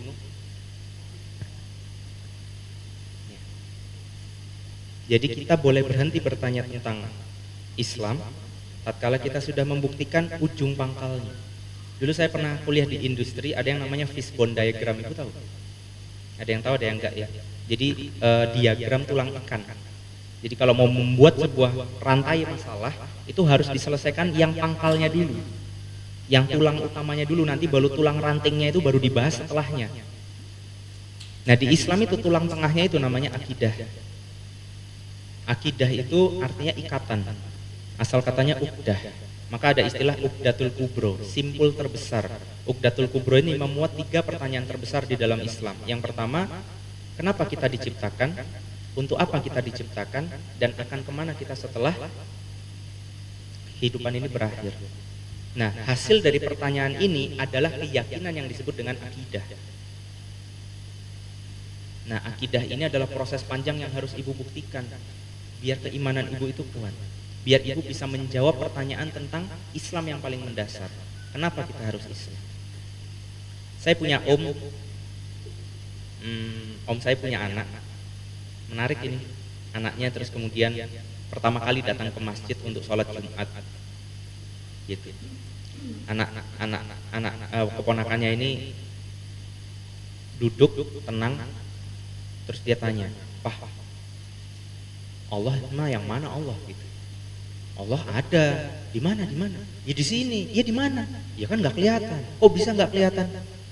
Ya soalnya nggak kelihatan, tapi ada. Penasaran anak ini, pengen tahu yang namanya Allah. Maka kemudian takmir naik ke atas masjid kan, biasanya begitu Bu. Kalau mau sholat Jumat itu diumumin dulu khas masjid. Tos, nama bapaknya Totos dan anak ini kok manggilnya Totos. Jadi kurang lebih pah, itu ya namanya Tuhan yang itu. Bukan, itu bukan Tuhan.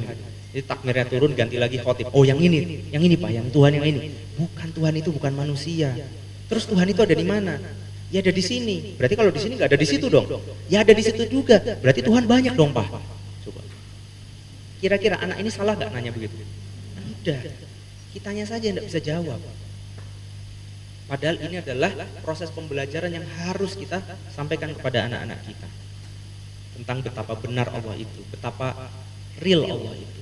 Pembuktiannya seperti apa? Ayo kita belajar bersama-sama tentang Jadi hari ini tuh istilahnya saya memecut saja ibu-ibu untuk kemudian terstimulus untuk mau mempelajari lebih dalam tentang akidah Islam. Tapi bukan asal nurut, Bu. Harus ibu mengolah, mengkritisasi Islam sampai kemudian ibu nggak kemudian ketemu lagi kebenaran kecuali Islam. Kira-kira kalau ada orang yang menyampaikan kebenaran dan itu adalah benar, kira-kira dia takut nggak ditanya? Makanya kalau ibu nanti mau ngaji, cari ustadz yang kemudian mau banyak ditanya dan siap untuk menjawab semuanya dengan segala alasannya. Karena itu membuktikan bahwa dia punya dasar yang kuat. Gitu. Silakan, ada yang mau bertanya lagi?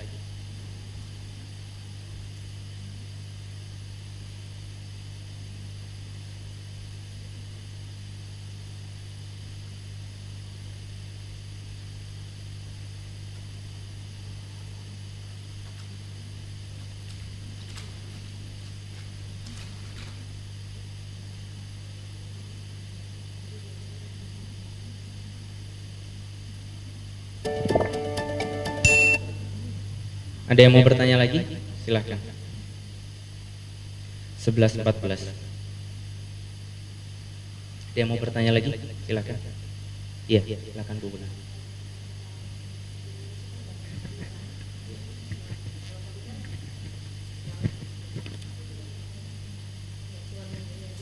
Bagaimana menyikapi ini banyak aliran ini sementara masing-masing mengklaim bahwa mereka itu yang paling benar gitu. Baik, terima kasih. Ibu boleh bertanya apapun di luar materi yang saya sampaikan ya, silakan, termasuk hal ini. Ada 2 buah hadis yang sangat terkenal terkait dengan masalah ini, mungkin 3. Yang pertama adalah hadis yang mengindikasikan bahwa kita memang ada di fase perpecahan. Rasul sampaikan nanti di akhir zaman umat kita akan terpecah belah seperti buih di lautan. Padahal kita paling banyak. Tetapi Allah kemudian cabut rasa takut dari musuh-musuh Islam untuk tidak kemudian takut kepada Islam. Sahabat bertanya, ya Rasul, apakah karena jumlah kita yang sedikit? Tidak, jumlah kalian justru paling banyak. Lalu kenapa kemudian kita tercerai-berai dan orang tidak takut kepada Islam? Karena kalian semua terkena apa yang disebut dengan al-wahan. Al-wahan itu definisinya adalah cinta dunia dan takut mati. Inilah zamannya. Zaman di saat manusia, khususnya muslimin, terjerat dengan al-wahan, terlalu mencintai dunia dan takut akan kematian. Cara tahunya bagaimana? Ya sederhana saja. Kalau kemudian ada yang meninggal, biasanya begitu. Kalau ibu takziah, itu selalu ada satu pertanyaan dalam orang takziah yang pasti ditanyain atau pasti diobrolin di sana. Apa Bu? Pasti ini nggak mungkin enggak. Apa? Ya? Meninggalnya kenapa? Bukan. Ada lagi. Ya setelah ngomong meninggalnya kenapa itu biasanya terus ini terceletuk dari mulut orang-orang yang takziah. Kemarin saya baru ada tetangga yang juga meninggal. Itu obrolannya ya pasti itu sama persis, nggak pernah beda. Obrolannya adalah begini. Kemarin loh Pak, padahal masih bareng saya ngopi bareng. Obrolannya begitu. Kemarin loh, seger buger. Tetangga saya ada ibu-ibu yang sebelah rumah saya tuh lewat di depan rumah saya lagi nyapu, dia bilang, Pak, depan meninggal Pak. Padahal tadi pagi baru ngopi loh Pak. Orang ini kemudian berbicara semacam itu, kayak melihat barang aneh. Meninggal itu seperti hal aneh kan ya?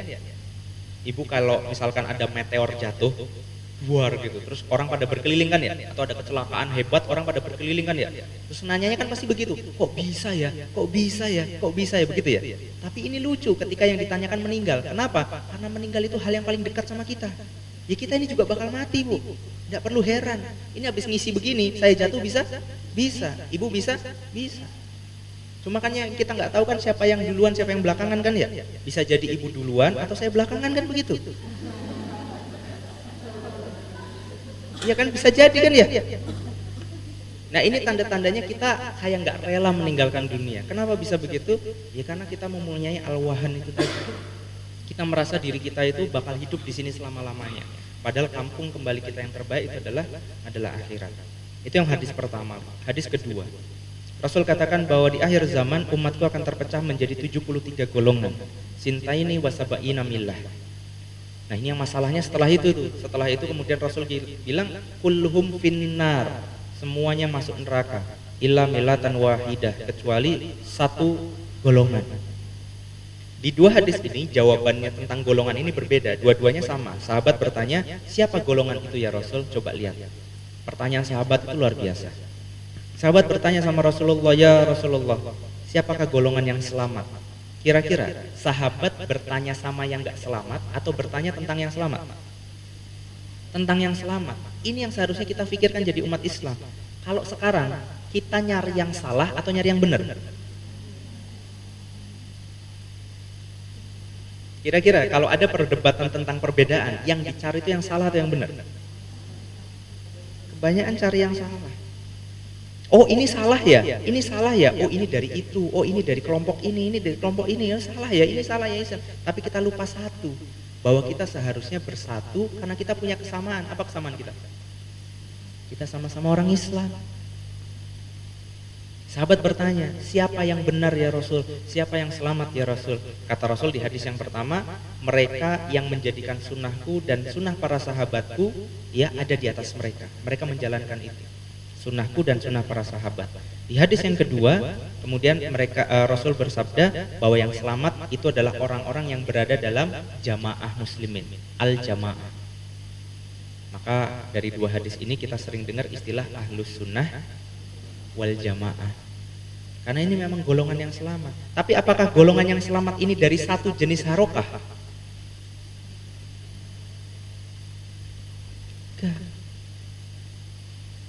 Enggak, Bu. Bukan dari satu jenis harokah. Ahlus sunnah wal jamaah itu bukan klaim. Kalau klaim, ya sudah kita bikin saja nama pengajian ini pengajian ahlus sunnah wal jamaah. Yang nggak ada di sini berarti masuk neraka, kan begitu kan ya? Tidak, bukan klaim itu. Kita bikin masjid, namain apa? Namain aja masjid ahlus sunnah wal jamaah. Tidak boleh. Ahlus sunnah wal jamaah itu bukan klaim. Karena kalau klaim kasihan dong. Misalkan Muhammadiyah sama NU yang benar yang mana? Misalnya. Terus yang benar Muhammadiyah. Kasihan orang Arab, nggak ada Muhammadiyah di sana. Betul? Orang Turki nggak ada Muhammadiyah di sana. Maka itu bukan klaim, itu ciri-ciri. Ciri-cirinya apa? Yang pertama, orang itu menjadikan Rasul itu panutannya. Apapun yang Rasul jalankan dia kerjakan. Apapun yang Rasul tinggalkan, dia tinggalkan. Begitu juga dengan sunnah-sunnah para sahabatnya. Dia jalankan itu, dia mencintai mereka. Makanya kalau ada golongan yang tidak mencintai sahabat Rasul, itu sudah di luar ahlus sunnah wal jamaah. Ini kan ya? Itu yang pertama. Terus yang kedua, dia berada di dalam al-jamaah. Al-jamaah itu apa? Kelompok Islam, ya ini yang nafsirkan bukan saya, jelas ini ulama-ulama terdahulu, jumhur kemudian menyatakan bahwa al-jamaah itu apa? Al-jamaah itu adalah kelompok Islam di mana ada satu pemimpin yang kemudian mengorganisirnya. Maka al-jamaah ini harus kita pahami sebagai sebuah ukhuwah. Kita nggak membahas al-jamaahnya dulu, tapi kita membahas ciri-ciri yang bukan al-jamaah itu seperti apa? Yang suka memperpecah belah. Maka kalau ibu ketemu sebuah golongan, orang-orang yang suka mengkafirkan yang bukan golongannya, orang-orang yang suka kemudian menganggap bahwa yang bukan golongannya bukan Islam, itu sudah ciri-ciri golongan yang salah. Jangan ke sana. Islam tidak mengajarkan kita untuk asobiah terhadap harokah apapun. Asobiah tahu ibu? Asobiah itu fanatis. Jadi kalau masuk ke sebuah harokah terus ibu malah fanatis di situ, malah menganggap ini yang benar yang lain salah, itu bukan al-jamaah. Oke, sederhananya saya sampaikan begini. Ibu pernah lihat ada anak-anak punya mainan puzzle? Puzzle? Ada sebuah puzzle yang kalau dirangkai bagus itu ada tulisannya Islam. Ada gambarnya. Bertuliskan Islam. Puzzle ini jatuh, Bu, kemudian pecah menjadi 73 golongan. 73 puzzle. Oke, ya ngerti ya? Kan pertanyaan sederhana. Puzzle mana yang harus kita ikutin? Yang harus kita ikutin itu apa? Sebetulnya bukan puzzle-nya, tetapi frame-nya itu, Bu. Karena frame itu yang menyatukan puzzle-puzzle tadi. Karena puzzle itu berbentuk pecahan, sedangkan frame ini yang selamat. Kenapa? Karena dengan frame ini dia bisa menyatukan. Maka kalau ada harokah Islam, ada kelompok Islam yang kemudian tatkala ibu masuk di sana, kemudian diajarkan saling mencintai sesama Islam, diajarkan bukan menyalahkan perbedaan, tapi menyikapi perbedaan. Ya kan ya? Kemudian menyatukan satu kelompok dengan kelompok yang lain, tidak mengkultuskan diri, tidak mengkultuskan ustadz dan syekh tertentu, tidak asobiah tadi itu, tidak fanatis terhadap harokah itu. Dan sifatnya menyatukan, membangun ukhuwah, beramar ma'ruf nahi mungkar, insya Allah itu adalah harokah yang tepat. Jadi saya nggak sebut mereknya ya, itu bisa apa saja, di Indonesia ini banyak sekali. Apa saja Bu? NU, Muhammadiyah paling besar, apalagi yang lain? Ya, ada ini apa? LDII, nanti tinggal dicek satu persatu ya. Ya, ada Salafi, ada Persis, ada apa lagi? Ada Majelis Tafsir Al-Quran, ada apa lagi? Ada PKS, Tarbiyah, ada Jamaah Tabligh, ada Hizbut Tahrir, ada Ikhwanul Muslimin itu kesininya tarbiyah. Jadi Ikhwanul Muslimin itu aslinya ada di Syam, ya di Timur Tengah, tapi kemudian diadopsi di Indonesia dan lahirlah Jamaah Tarbiyah. Gitu. Ada lagi yang mau masuk di Indonesia tapi tidak boleh sama pemerintah kita, Hamas. Gitu. Karena salah satu anggota yang bergerakan tapi dengan senjata, makanya tidak diizinkan di Indonesia. Kemarin sudah mau buka kantornya di sini, tapi tidak boleh. Nah itu kan banyak sekali, dan di luar yang saya sebutkan itu masih banyak lagi yang lainnya. Nah terus ini mana yang benar? Bukan permasalahan mana yang salah loh ya, mana yang benar. Begitu. Nah makanya kalau ibu punya fondasi Islam, tahu bahwa yang ini salah, yang ini benar, sebetulnya ngaji di mana saja itu tidak ada masalah. Asal kita punya pendirian, asal bukan ikut-ikutan, asal kita berani mempertanggungjawabkan. Karena tidak ada cerita ikut-ikutan itu bisa dijadikan hujah di akhirat. Tidak bisa itu. Ibu di akhirat kemudian ternyata apa yang ibu jalankan ini salah semuanya. Kan Rasul katakan ya, man amila amalan laisa alaihi amruna fahuwa raddud. Barang siapa yang beramal tidak sesuai apa yang aku perintahkan, maka semua amalnya tertolak. Nah ternyata ibu sampai akhirat amalnya itu nggak dihitung semua. Loh ini kok nggak dihitung semua? Karena salah ternyata. Loh tapi kan ini yang ngajarin ustadz ini dipanggil. Ustadznya dipanggil. Nah ustadznya kemudian disalahkan juga. Kira-kira karena ustadznya salah, ibu jadi benar? Tidak ada cerita begitu di akhirat. Ini dua-duanya salah. Ustadz ini akan manggil yang sampai satu harokah kumpul. Loh ini akhirnya salah semua. Iya salah semua. Berarti kan yang salah harokahnya bukan saya. Kamu kenapa ikut harokah itu? Ya kan karena harokah itu ngajak saya. Iya harokah itu berdosa karena ngajak kamu ke jalan yang sesat. Tetapi kenapa kamu mau? Itu pun harus ibu pertanggungjawabkan. Jadi cerita ikut-ikutan itu tidak berlaku di dalam Islam. Jadi ibu harus membuktikan Islam itu benar atau tidak, ibu harus buktikan. Tatkala ngaji di sebuah tempat pengajian ini benar atau salah, ibu harus bisa membuktikan dan harus siap mempertanggungjawabkan itu. Hatta itu nanti ibu ngajarin anak ibu, itu juga akan dipertanggungjawabkan. Kalau yang ibu pelajari salah, ngajarin ke anak, anak ikut salah, anak akan nuntut ibu. Ya kan ya, kalau di surat Abasa kan dijelaskan nanti di akhirat, nanti di yaumil mahsyar nanti wa ummihi wa abi wa sahibatihi wa bani. Mau itu ibu, mau itu bapak, mau itu saudara kalian sendiri, tidak ada yang peduli. Semua saling tuntut menuntut untuk menyelamatkan diri dari neraka. Hatta itu ibu sama anak itu. Jadi Bu, ini bukan susah. Cuma memang kita telat, itu saja masalahnya. Tidak susah. Insya Allah semua nanti ada jalannya. Kalau ada kesempatan lain yang kemudian bisa diamanahkan kepada saya, ya kapan waktu nanti kita bisa kemudian menjelaskan tentang permasalahan akidah yang sangat penting ini.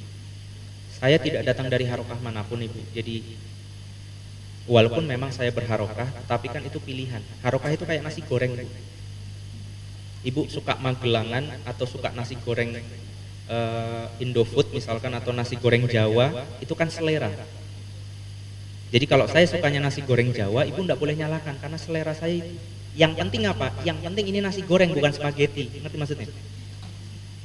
Ya itu begitu. Itu permasalahan harokah itu cuma permasalahan seperti itu. Ibu suka pedas, saya suka kerupuk. Ya nggak boleh menyalahkan orang yang suka kerupuk kan ya.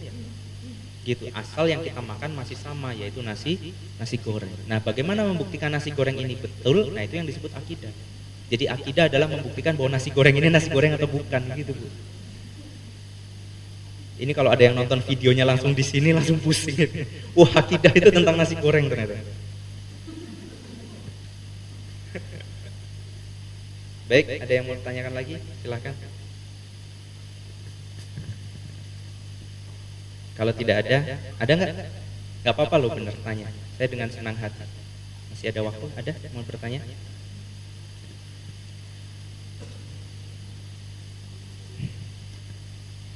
Kita ada kelas Bu di Fastabiqul Khairat itu. Ini kan namanya hijrah community, komunitas hijrah. Di hijrah community ini insya Allah kemudian kita bisa bersama-sama bisa mengenal Islam dari akar sampai daun, istilah saya begitu. Jadi kalau Islam itu diibaratkan pohon yang sangat besar, maka kita mempelajari Islam di fase itu yang batang tengahnya Bu. Jadi kalau masalah pohon, ranting, cabang, apalagi buahnya, insya Allah sudah banyak ustadz-ustadz yang sudah bisa kita ikuti. Ngerti nggak maksudnya Bu? Jadi yang paling penting itu tengahnya, dan tengah itu adalah akidah itu tadi, keyakinan itu tadi. Nah permasalahan cabang itu permasalahan furu'iyah, permasalahan yang boleh terjadi khilafiyah atau perbedaan. Misalkan kunut tidak kunut, tata cara sholat yang ini dan itu, jamak kosor, itu kan permasalahan furu'iyah yang setiap ustadz memang boleh berbeda, karena berbeda itu boleh asal ada dalilnya. Tetapi kita tidak membahas permasalahan itu. Kita tidak membahas permasalahan cabang, yang kita berbahas adalah permasalahan tengahnya itu, akidah itu. Biar nanti setelah ikut Fastabiqul Khairat, apapun harokah ibu, ya kan ya, kayak iklan gitu kan ya, apapun makanannya, iya. Jadi apapun harokah ibu, kita ini saudara, karena kita sesama muslim, ya kan ya. Al muslimu akhul muslim, kata Rasul. Setiap muslim itu saudara bagi saudara yang lainnya. Innamal mu'minunal ikhwah. Sesungguhnya setiap muslim itu bersaudara. Yaitu harapan saya. Semoga dengan Fastabiqul Khairat ini kita bisa bersatu membangun ukhuwah, khususnya untuk diri kita agar kemudian kita bisa hijrah dan mengaplikasikan Islam dengan baik. Kemudian keluarnya ya kita bisa mengajak sebanyak mungkin orang-orang untuk memahami Islam dari akar sampai daun. Itu terakhir, dan ayat ini menjadi mungkin penutup dari apa-apa yang bisa saya sampaikan. Ya ayyuhalladzina amanu ittaqullah, bertakwalah kepada Allah wahai orang-orang yang beriman. Ittaqullaha haqqa tuqatih, bertakwalah dengan sebenar-benarnya takwa. Wala tamutunna illa wa antum muslimun, dan janganlah kalian meninggal mati kecuali kalian dalam kondisi beriman. Inilah harapan kita, bisa menemukan Islam, bisa mempertanggungjawabkan kebenarannya, mempertahankan, mengaplikasikannya sampai kita mati di atas jalan itu. Itu yang bisa saya sampaikan, kurang lebihnya afwan minkum, mohon maaf. Wabillahi taufiq wal hidayah. Assalamualaikum warahmatullahi wabarakatuh.